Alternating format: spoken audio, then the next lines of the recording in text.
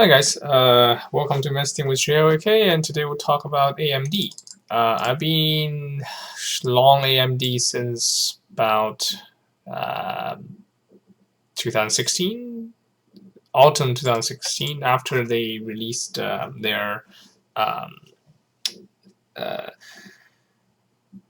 well, they said that they had this new microarchitecture called Zen, and it's a complete departure from their old, I think it was still somewhere based on Bulldozer, one of these heavy machinery names, and the IPC, which is instruction per clock, increased by 40%. So that's when I started getting interested in, and I bought AMD. I recently just sold out. I might have sold out too early, but in any case, I think AMD will still do pretty well overall. Now, the CPU and GPU, well, it's not necessarily the GPU, but especially the CPU market has been pretty stagnant for the past not even couple of years. Let's say since 2007 almost, but 10 years. Yeah, around 10 years has been fairly stagnant. Basically, AMD had its shit kicked out of it by Intel. Intel had a faster CPU, had a CPU that consumed less power. AMD got completely kicked out of basically laptops, completely kicked out of the server market, and at the same time their graphics card weren't doing too great against NVIDIA. I think they were like 30% market share or something. So it was all really bad for AMD, but their CPU seemed to have turned it around, because it's hard to do a completely fresh new design. It only happens extremely infrequently. So there was a drastic change. I think 386 was a drastic change, and then Intel actually introduced the P6 microarchitecture, and that lasted a really long time. I think that's from Pentium Pro all the way to Pentium 3, I think. When was that? Yes, Pentium Pro, the earliest, until Pentium 3. Pentium Pro is 1995, and Pentium 3 lasted until 2004, I think. I think that's... Yeah, Pentium 3 lasted until 2003, yeah. So that's 10 years, basically. And close to 10 years. So even though the name of the CPU kept on evolving, there was, Pentium Pro, Pentium 2, Pentium 3, they are actually based on the same microarchitecture. And then Intel went into this crazy thing with Pentium 4, Pentium 4 and Pentium D. It's called NetBurst, and that was after, successor was NetBurst, and that lasted, well, that's when Intel's had really bad time. It started in 2003, I think. Actually, 2000. Yeah, 2000. So really it started like 2001. And then it ended until Coral, which is when was that? 2006. So it lasted like 6 years. Within those 6 years, Intel basically had their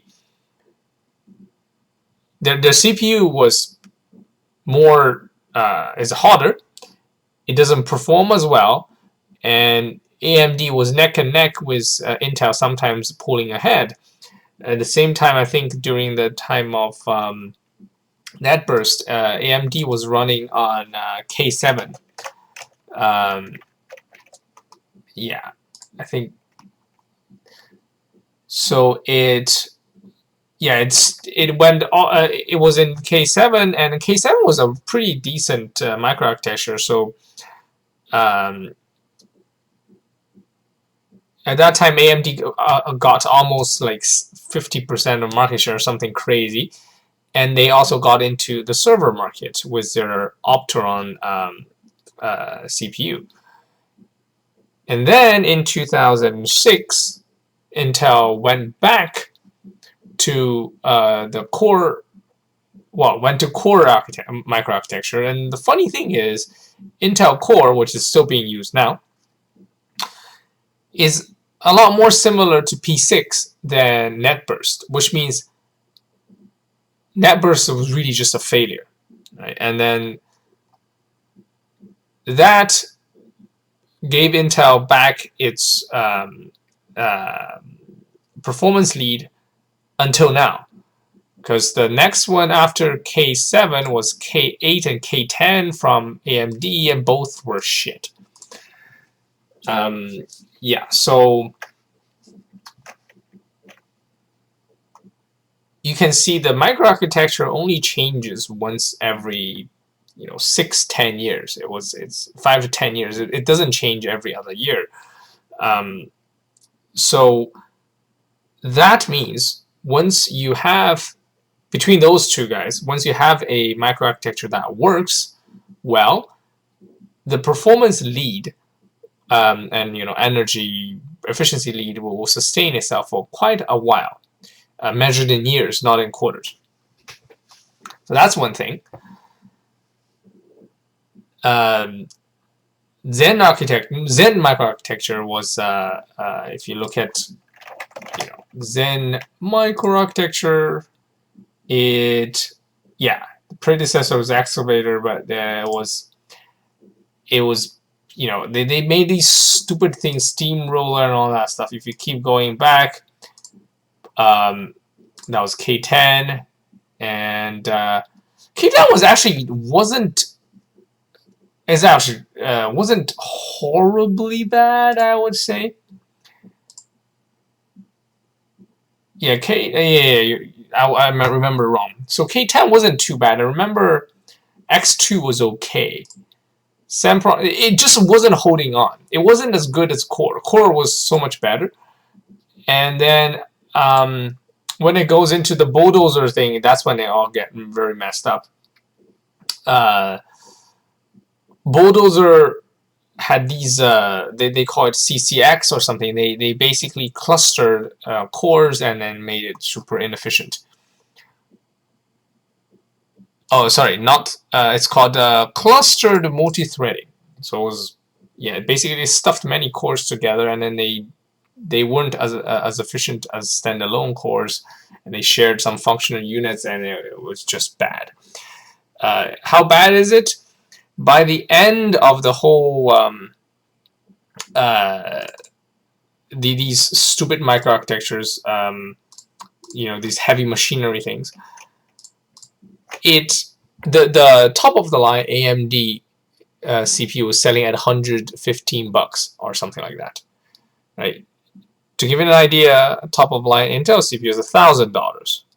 Now think about the difference in profit. Not only that, the AMD's top of the line CPU can't even compete against an i5, and i5 is not Intel's top of the line. There's i7 and even i9 on top of i5. And in terms of power consumption, AMD's top of the line was something, it can go up to like 200 watts. And that's like, it was either on the level of i9 with like 6 cores or 8 cores, I don't remember which, or slightly less, but it was vastly more than i5. So it was producing shittier performance for using more power, which means it's never going to end up in a laptop or in a server, for that matter.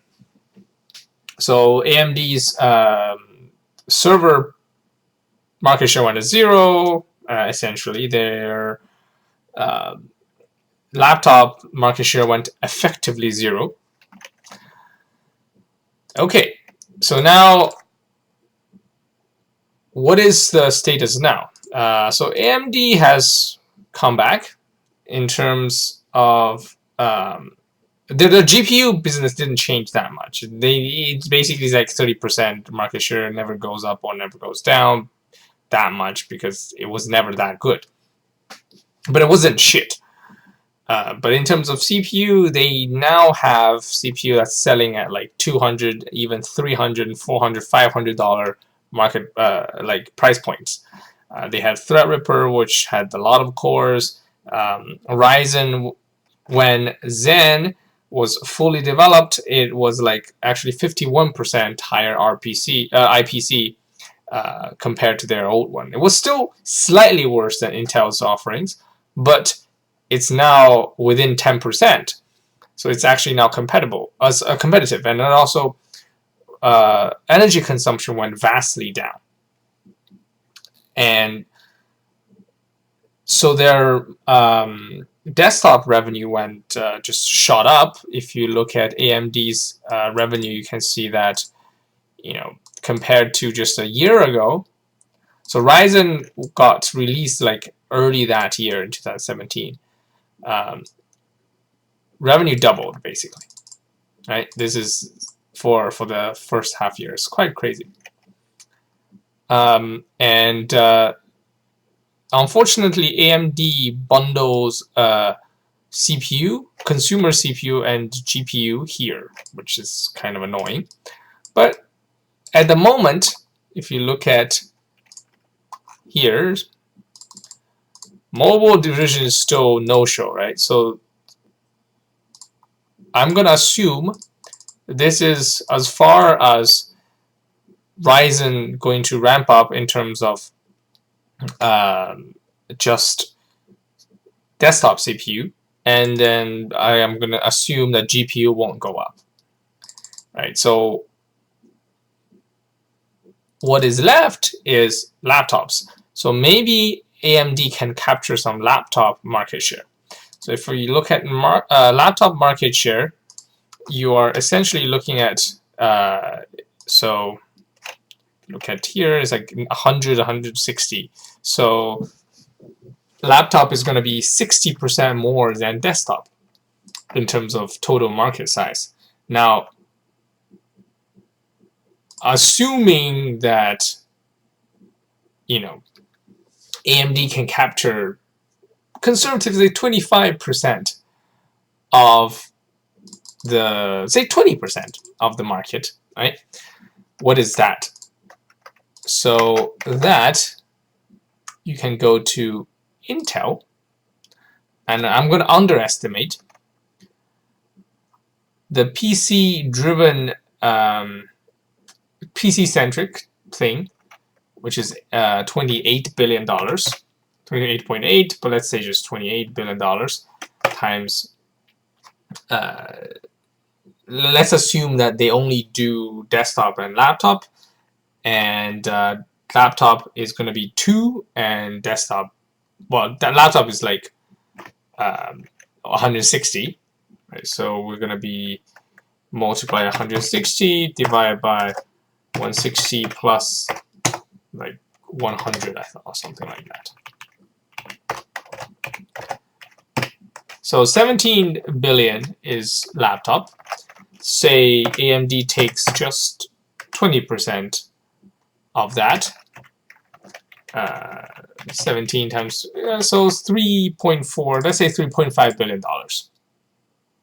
So let's keep that in mind. I'm going to create a drive. I'm just going to call it AMD additional revenue. Right? AMD, I'm just going to call it AMD. So additional revenue. And this is going to be laptop CPU. And assuming it's going to be $3.4 billion. And Intel has a really high gross margin. AMD currently has, I think, 38 or something, 31, something like that. Let's see. gross margin. Actually, we should look at the newest one, right? So gross margin, 37. So it's been expanding. So let's assume it's just 37 for the sake of argument. Say it does not expand, 37%, right?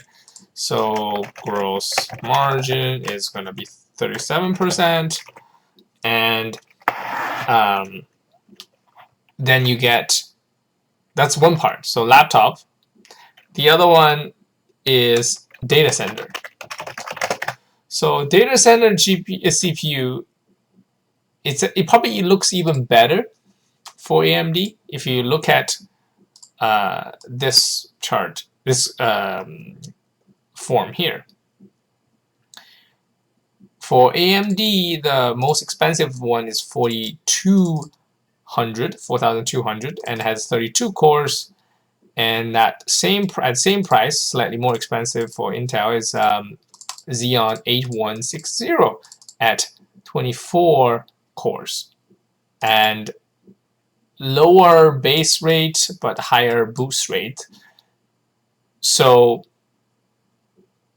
in terms of performance, this will outperform Xeon 8160 in most of the cases.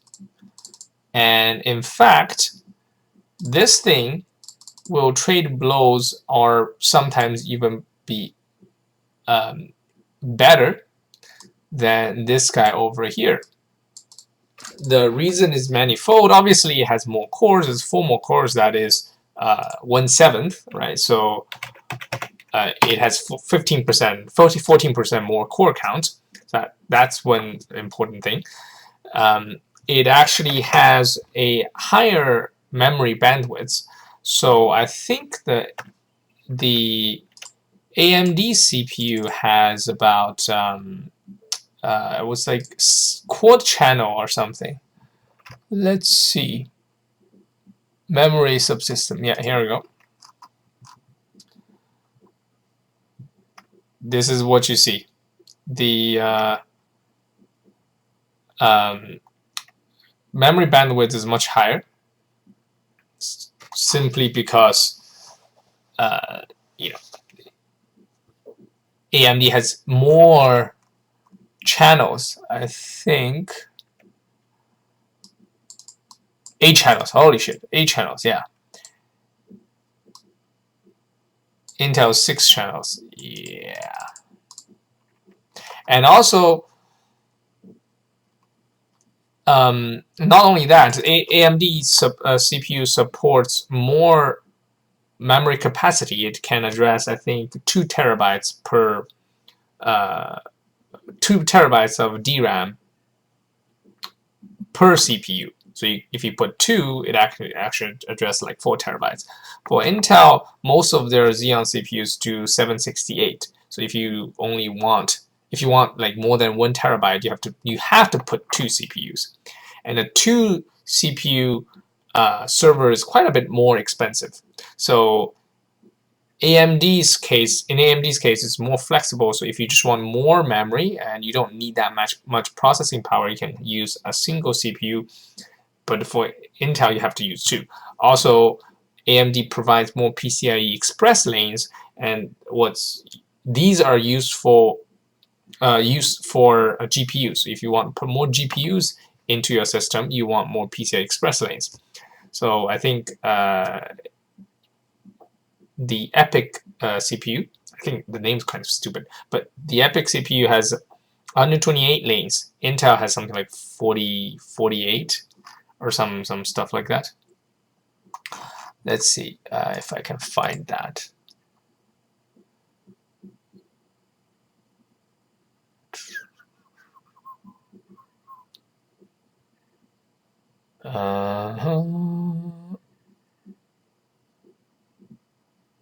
Doesn't quite say. Let's see if I can find PCIe. Yeah, there we go.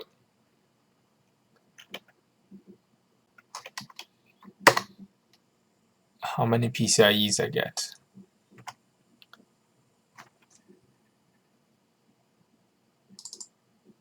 Two physical, each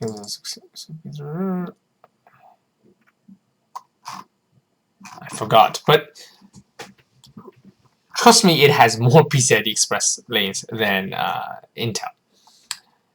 And so yeah, so with this, in this case, you get. Let's look at a couple of. Just look at a couple of benchmarks, right? So for example, Java benchmark. You can see the Duo EPYC is slightly better than Duo Xeon 8176, and that is like a $10,000 one. Just to make sure, is there a way I can show the entire thing in one page? Nope. Let's see pricing. Oh, 8160. So let's, yeah, okay, so 8176, that's over here. So that's double the price, right? You can see this is double the price compared to 7601, and it outperforms that. Our performance in terms of Java, in terms of say big data, whatever shit that means. Xeon is slightly better, but at double the price for Apache Spark. And then if you look at database, I think database Intel will do much better. Yeah, Intel does much better than EPYC. Xeon does much better than EPYC. That's mainly because the way the CPU is designed. EPYC is really multiple cores put on the same, multiple dies put on the same plate. So it does suffer when you have large contexts. Same here, you can see Xeon is outperforms AMD quite a bit. And if you look at multi-threaded integer, this thing is Intel Xeon outperforms by like 20%, and when compressing, when decompressing, because this is more sensitive to memory bandwidth, EPYC actually outperforms about 10%. And you can then look at other stuff.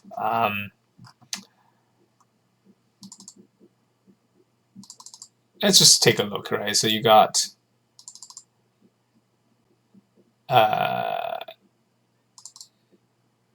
yeah, so you got these two things. There's outperformance compared to this double the price. Outperformance, outperformance, underperformance, outperformance, outperformance, outperformance, outperformance, outperformance, underperformance, outperformance, and underperformance.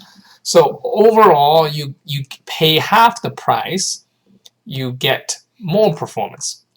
So that's why I think, I'm not going to go through every single one of them, but overall, you get the picture that EPYC will get a lot of market share because it's offering a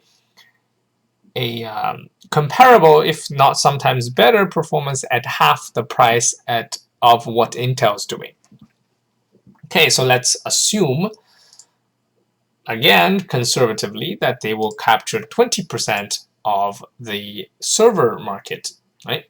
And the server market for Intel, well, you can currently it's just Intel. Intel has all the server market. So data center centric is, I don't know, something like 34 billion. Let's see if we can find, I think they call it DCG or something. DCG? Yeah.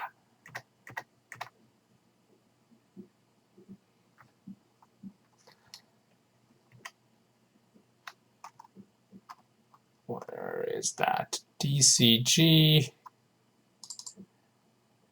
Oh, 28. Oh, sorry. I was using the wrong number. PC is 34 billion, really. So that was wrong. So this should really be 34 billion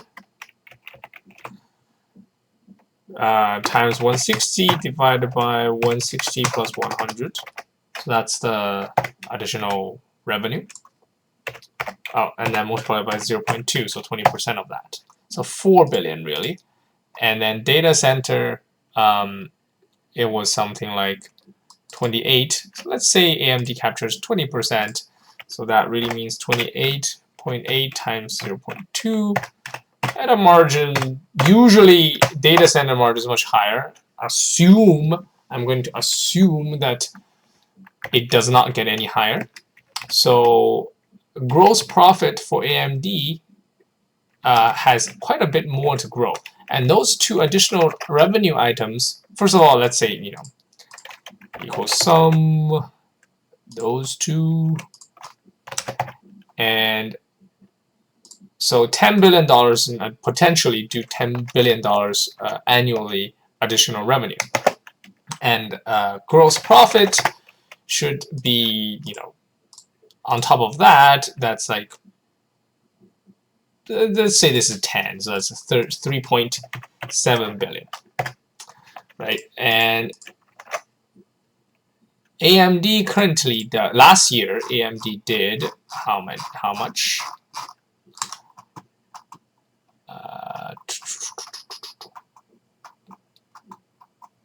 I should search for this. Oh, whoops. Let's go to selected financial data. There we go. Yeah. So revenue currently they have just 5 billion. So assuming they get 20% of laptop and 20% of server, that should triple their revenue. And assuming, let's do some more assumptions, assuming they get a say, what is their net margin at the moment? Let's see. Let me go to here. Yeah. Their net margin is 43 to 1%. But most of that gross margin, the gross profit that comes in, will directly go to the bottom line because the R&D is already being spent. So let's say we get we might not be able to get what Intel gets. Intel gets a pretty high net margin. Let's see if I can find net profit somewhere.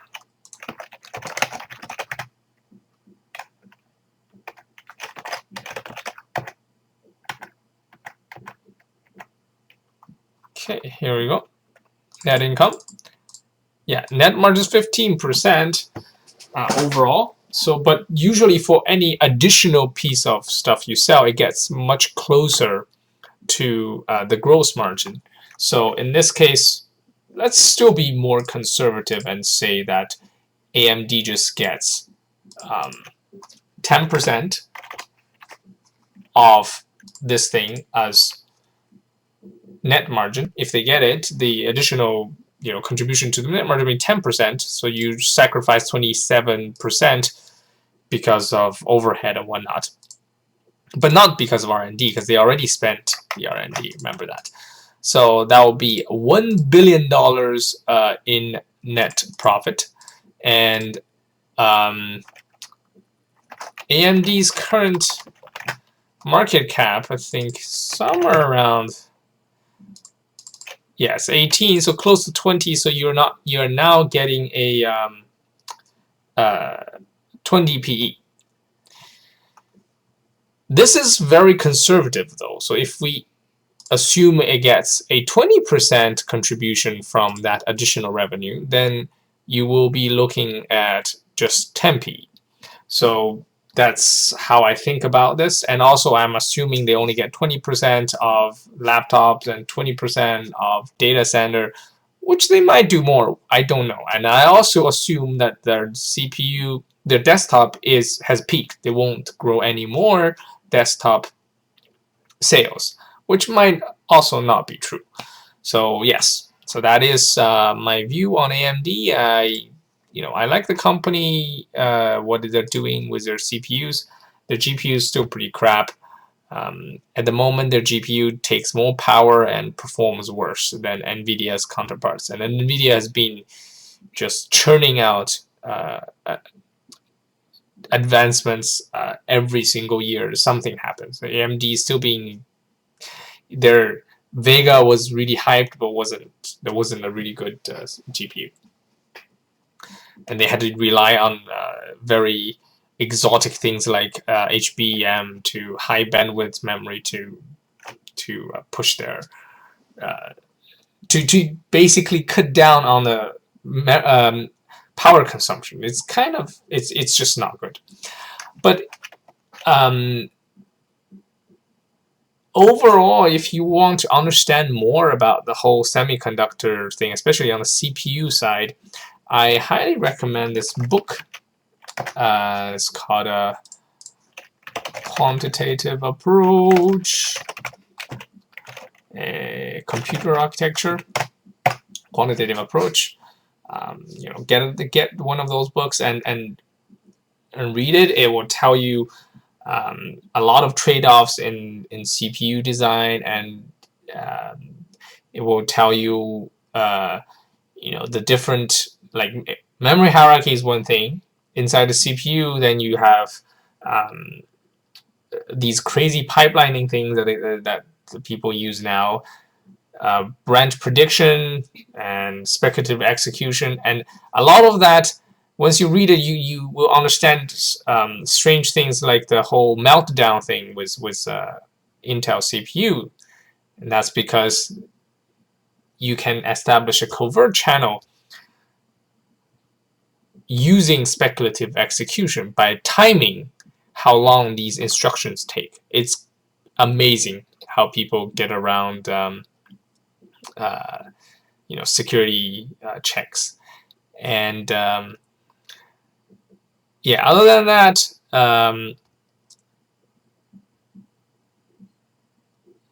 it basically makes you appreciate how complex designing a new microarchitecture is, and that complexity means the lead, or at least the comeback for AMD, should last a few years. Enough for them to get a large enough market share. And market share is quite useful for CPU designers, CPU manufacturers, because the CPUs are designed slightly differently with different trade-offs. So for performance-intensive applications, the application developer, the compiler writer, and a bunch of people in that chain would have to optimize for the major CPU microarchitectures. So literally, you have one code path for AMD CPUs and one code path for Intel CPUs. Well, really, for AMD's microarchitecture, one microarchitecture, one path, and another for the other. And people only spend that energy to optimize these code when that particular microarchitecture has a significant market share. So it is slightly self-perpetuating in a sense that as you grow in market share, your competitiveness also grows. So so that's all from me for AMD.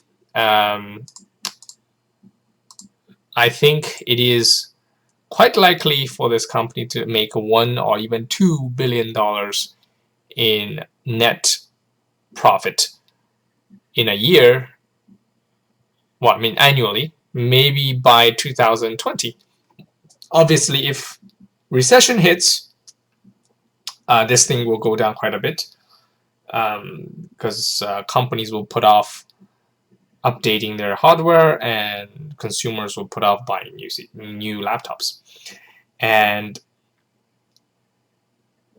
the other thing I would like to consider excuse me, is at what time should I think about buying Intel again? Because Intel's really been in a tough spot. They've been stuck in 14 nanometers for about 4 years, and that really hindered their ability to innovate. So if they fix that problem and they introduce a new, better, or some kind of incremental, like significant incremental improvement on their microarchitecture and increase their IPC and energy efficiency and all that stuff, it could crush AMD again, because Intel has so much money to spend in R&D compared to AMD, and Intel doesn't yet compete in the GPU thing, so AMD has to do GPU and CPU and split their R&D in both places.